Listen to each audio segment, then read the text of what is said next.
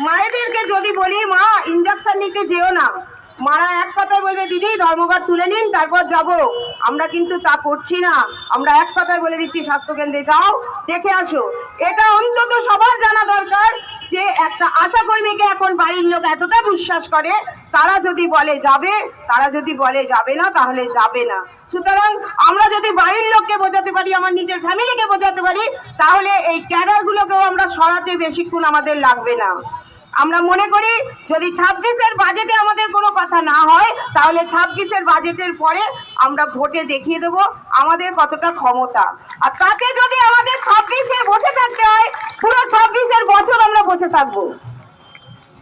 এই বলে আমি আমার বক্তব্য শেষ করলাম। আমি রিকোয়েস্ট করব আমার বাসন্তী বন্ধুকে, সে কিছু বলবে। পশ্চিমবঙ্গ আশা কর্মী ইউনিয়ন জিন্দাবাদ, জিন্দাবাদ। পশ্চিমবঙ্গ আশা কর্মী ইউনিয়ন